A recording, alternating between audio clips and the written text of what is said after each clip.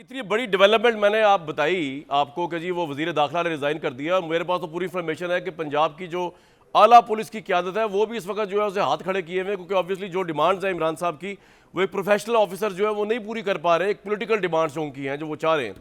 کہنے کا مطلب یہ ہے کہ عمران خان, ان چیزوں کو بھی چھوڑ دیں آپ, عمران خان صاحب نے حلف لیتے پھر رہے ہیں آج کل, آج بھی انہوں نے حلف لیا, ہر جگہ پہ حلف لے رہے ہیں, حلف لے کے جہاد کرنے آپ کے خلاف آ رہے ہیں. آپ تو اتنے مزے سے آپ بیٹھی ہوئی ہیں ادھر ماشاءاللہ اور اتنے سکون سے باتیں کر رہی ہیں.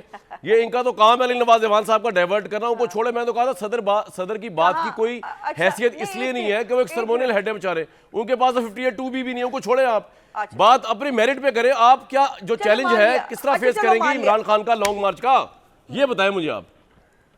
چلے مان لیا کہ عارف الوی جو ہے وہ ٹسوری صاحب سے بھی اور باقی سب سے بھی رہ گئے ہیں, چلے مان لیتے ہیں. اب آ جاتے ہیں آپ کے سوال کی طرف. دیکھیے کارکردگی کیا نہیں تھی ہاشم ڈوگر کی, یہ بات آپ کے رپورٹر آپ کو بہتر بتا چکے ہیں.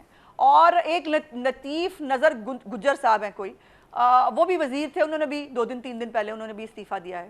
اور عمران خان صاحب جو ہے ان کا جو ایک فاشسٹ رویہ ہے, کیا نہیں کیا ہاشم ڈوگر نے.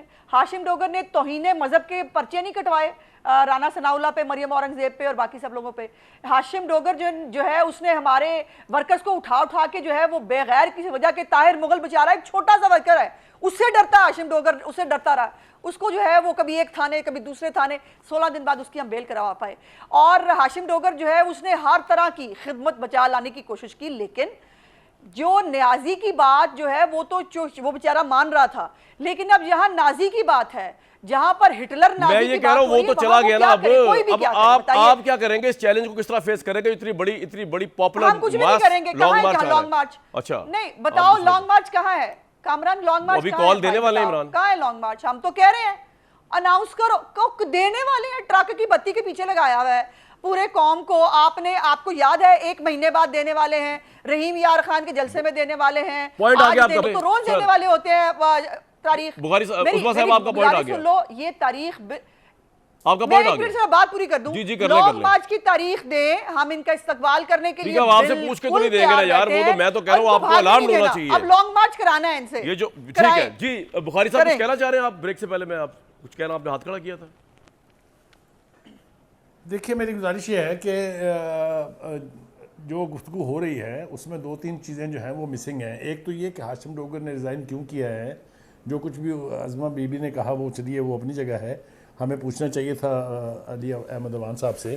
لیکن جو انفارمیشن میرے پاس ہے وہ یہ ہے کہ انہوں نے 2-3-4 چیزیں جو ہیں وہ نہیں کی ہیں ان کے کہنے کے اوپر. اس لیے پہلی بات تو یہ کہ یہ ہمارے علم میں ہے کہ چودھری پرویز الہی اور ہاشم ڈوگر صاحب کے اندر ٹھنی ہوئی تھی.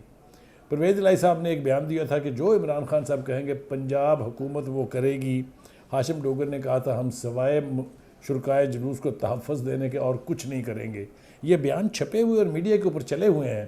دوسری بات یہ کہ سرکاری ملازمین کے حوالے سے اگر میں آپ سے عرض کروں ایک سوال جو میرا دل چاہ رہا ہے پوچھنے کو, اگر آپ اجازت دیں مجھے صرف یہ سمجھا دیجئے, وہ چلا گیا وہ ہو گیا. یہ جو آڈیو لیکس آئی ہیں جس میں لیٹس پلے ود اٹ سے لے کے آگے تک کی باتیں اچھالی گئی ہیں, یہ جو صدر مملکت کا انٹرویو آ گیا ہے, میرے نزدیک تو اس کی ویلیو نہیں, لیکن تحریک انصاف کے لیے اس کی ان چیزوں کی امپورٹنس ہے یا نہیں ہے.